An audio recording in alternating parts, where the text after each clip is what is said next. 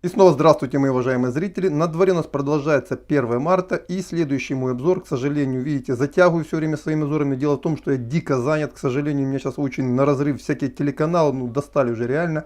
Приходится иногда некоторых посылать, не брать трубки, тем не менее время это отбирает бешено.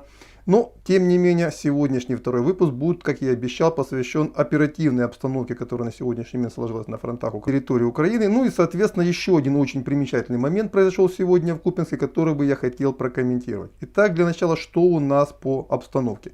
Южное направление. Ожидания подтвердились. Российская колонна пару часов назад была замечена в районе населенного пункта Баштанка. Это уже север Николаевской области. И уже очевидно, что российские войска не собираются идти на пролом через Николаев. Будут его обходить, чтобы войти в Одесскую область с севера. И не быть привязанным к Николаевскому мосту, который банально могут просто взять и взорвать. И я так понимаю, это не единственная колонна, которая идет вперед. Скорее всего, еще одна колонна идет от Херсона в сторону Кривого Рога. И я так понимаю, уже сегодняшнему дню российские войска войдут на территорию Днепропетровской области. Да, к Кривому Рогу они еще в ближайшее время не подойдут. Тем не менее, на дальних подступах они будут присутствовать. Что примечательно. Я пару дней назад уже отметил, что после сражений в районе Херсона боеспособных подразделений на этом направлении у Украины не осталось. Нет никаких сообщений о том, что где-то кто-то пытается серьезно преградить движение российским войскам. Максимум это сопротивление в крупных городах. Вот Херсон, кстати, зачищает довольно спокойно, нормально зачищает, есть несколько эксцессов. Пару раз было применено оружие, но в целом зачистка идет относительно спокойно. На сегодняшний момент, на примерно 15:00 по Москве,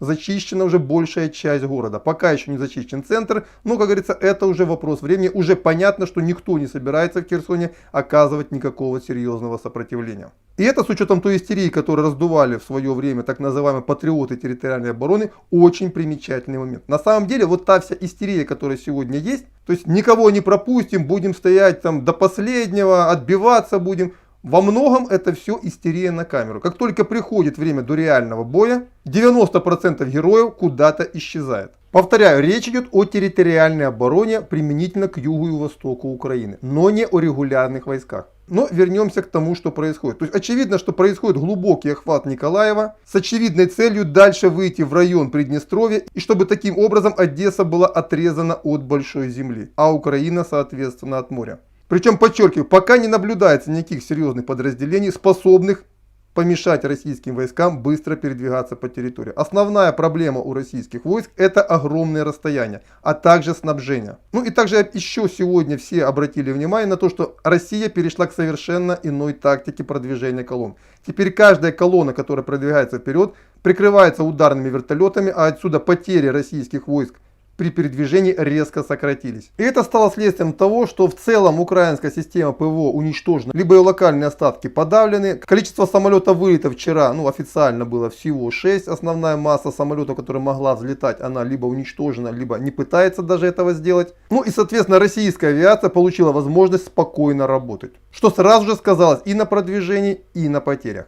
Это что касается Николаевска, теперь можно говорить уже Николаевско-Одесского направления. Переходим в район Запорожья. Пока возле самого Запорожья российские войска не появились, но с учетом того, что было вчера, ожидать их там можно уже сегодня вечером. Также пока нет никакой информации по поводу, как быстро продвигаются российские части, отрезая основную группировку Донбасса. Но я так понимаю, с учетом того, что российская авиация теперь плотно контролирует все дороги, а я разобрался с ситуацией по Краматорску, на самом деле никакого уничтожения колонны не было. Там какие-то потери были, но не то, что там о тотальном разгроме колонны не было. Но пришел приказ отступление прекратить. То есть теперь уже украинские колонны из городов Донбасса выводиться не будут. То есть украинскому командованию стало понятно, что смысла в этом нет никакого. То есть все эти части будут уничтожены на отходе. Именно по этой причине им дали приказ держаться до конца. Правда, с учетом тех поражений, которые сегодня уже очевидно нанесены вооруженным силам Украины, желание сражаться у солдат все меньше и меньше. Как говорят мне родители солдат, которые находятся сегодня в районе Краматорска, во многом сегодня их сдерживает тот факт, что сзади за ними стоят отряды националистов, которым дан приказ бороться с паникой. Мы понимаем, о чем идет речь. В районе Мариуполя, как и раньше, идет штурм города. Не знаю, лично я считаю, что с учетом того, как Азов укрепился в Мариуполе, я не думаю, что сегодня бои за город закончатся. А Волноваху уже зачищают войска ДНР. По сути, можно говорить о том, что все, Волноваха уже все. А значит, стоит ожидать дальнейшего движения войск ДНР по направлению к Доброполю, чтобы помочь российской армии быстрее и плотнее замкнуть кольцо окружения вокруг донбасской группировки. Теперь переходим к Харькову. Утренний удар по горисполкому принес очень серьезные разрушения внутри здания. И очень много так называемой теробороны солдат либо погибло, либо было там ранено. На тот момент, когда был произведен удар, там было собрано большое количество солдат территориальной обороны Харькова. То есть удар, скорее всего, был все-таки целенаправленный, и главной его задачей было поразить штаб сопротивления города Харькова. По Харькову пока все, там идут бои, ждем новой информации. Что касается Киева, пока боев серьезных не наблюдается. То есть все бои, которые прошли накануне, все изменения линии фронта, пока ничего нового сообщить не могу. Но к вечеру наверняка что-то прояснится. Ну и далее в вечернем и ночном обзоре я скажу, что там происходит и как. Это что касается ситуации на фронтах. И теперь то, о чем я сказал в самом начале, это в Купянске, как и в Бердянске, в Харьковской области, был проведен митинг патриотов Украины. Причем видео можете легко найти на моем телеграм-канале. Собралось там не так уже много человек, меньше 100 человек. То есть еще все более позорно выглядело, чем в Бердянске. Но самое примечательное было не в этом. Естественно, их никто до поры до времени не трогал, пока не появилась на улице возле площади машина гражданская с надписью Z. Ну, то есть обозначающая, что она поддерживает российские войска. И вся эта толпа не кинулась ее уничтожать. Ну и после этого эту толпу просто взяли и разогнали. О чем я хочу сказать? То есть пример Бердянска и пример Купянска говорит о том, что основная масса населения активно не сопротивляется. Да, безусловно, у них могут быть разные чувства, но активное сопротивление оказывает очень небольшое количество людей.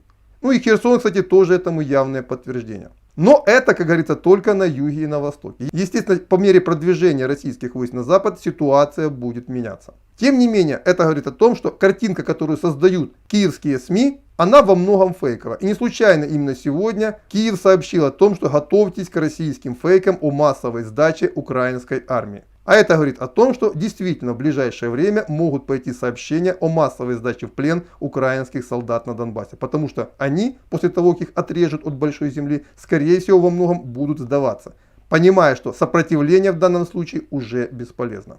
Вот это примерно то, что я хотел сказать в данном материале. Ну и в конце несколько технической информации. Мой товарищ Михаил Онуфриенко создал новый видеоблог, YouTube канал. Ссылку на него я помещаю в текстовой строке под видео. Также на моем резервном канале появилось два новых видео на иностранных языках. Одно на английском и одно на немецком.